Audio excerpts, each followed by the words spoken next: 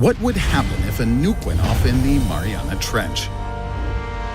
This is the Tsar Bomba, the nuke that Soviet leader Nikita Khrushchev promised to show the West during the Cold War. 58.6 megatons of sheer, unadulterated power, with a subsequent blast wave that circled the globe 3 times. And this is the Mariana Trench, the deepest crack in the Earth's surface, a canyon almost 7 miles or 11 kilometers deep, up to 3 miles or 5 kilometers wide, and completely filled with water.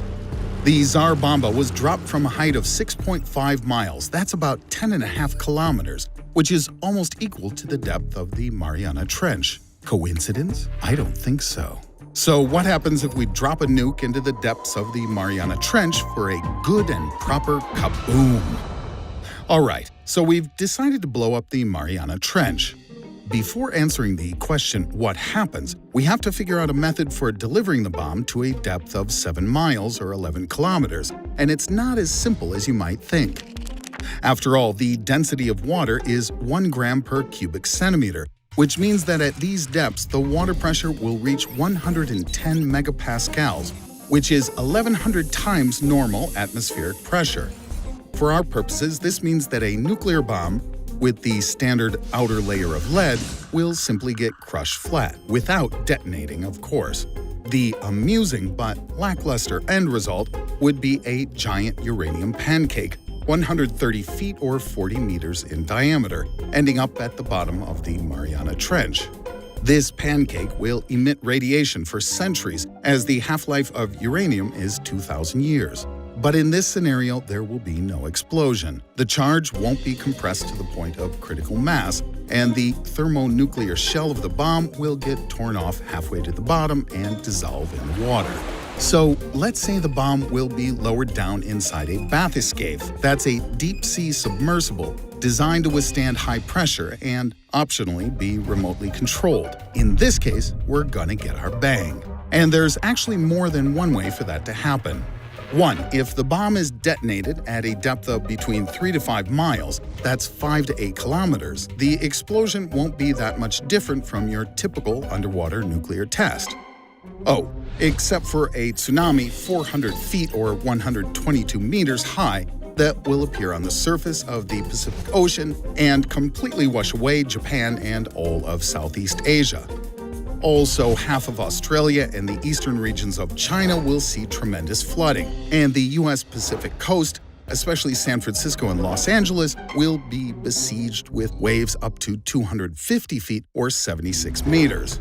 Other corners of the globe will get their share too, albeit somewhat milder, relatively speaking. Also, the background radiation in the Pacific will rise slightly for a few days before going back to normal. 2. If the bomb is detonated at a depth of between 5 to 7 miles or 8 to 11 kilometers, or at the very bottom, then we'll have to take into account the fact that the Mariana Depression is located at the boundary between 2 tectonic plates, the Pacific and the Filipino. If the world's most powerful nuclear device is set off at this spot, the shockwave from the blast, reinforced by the hydrostatic effect, will produce a tremendous downward force precisely at the location of one of the lithospheric weak spots, the junction of tectonic plates. As a result, the plates will start either converging or diverging very quickly, and either option spells trouble for humankind. So, if the bomb explodes at or near the bottom, we're not going to get away with just a really big splash. The energy received at the base will be transferred to the boundaries of the tectonic plates at the speed of sound. Part of that energy will be reflected back up from the bottom of the trench to be liberated at the surface in the form of a colossal, ultra-super tsunami. Only this time, the tsunami will be just the tip of the proverbial iceberg. Next, we'll see massive magnitude 12 earthquakes occur across the entire ring of fire, which will then give rise to a second installment of mega-uber tsunamis even higher than before. We'll next be treated to a gargantuan release of magma back at the area of the explosion, and this will set off a chain of volcanic eruptions to complete the picture, lest the survivors in the highlands assume they've been given a lucky break. This volcanic activity will continue for at least a month, so expect the Earth to be assaulted with seemingly endless acid rain while the airborne ash will interfere with air travel needed for humanitarian missions, in addition to blocking out much of the light from the sun. To me, that smells an awful lot like nuclear winter, or at the very least, a couple of very cold years.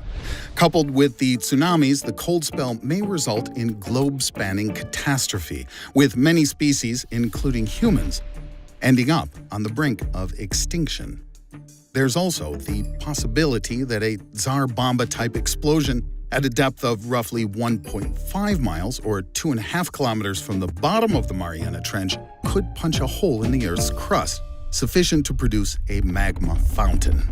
The fountain would then form a new continent, while also bringing about the same tsunamis and environmental problems previously discussed. In addition, the tremendous impact could push the planet very slightly out of its current orbit. This will either bring us closer to the sun, where we'll thoroughly fry, with dear old Earth turning into something like a second Venus, or on the contrary, the impact might move our orbit further out, where we would descend into a kind of permanent winter. Finally, there's the possibility that so powerful an explosion at the location of a tectonic fault will simply tear the planet itself apart.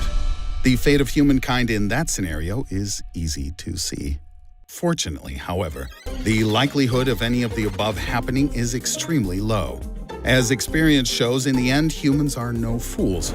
Shortly after the successful atmospheric test of the Tsar Bomba in 1963, the nuclear club countries signed in Moscow a treaty banning nuclear weapons tests in the atmosphere, in outer space, or underwater, a safeguard of sorts to prevent future catastrophes.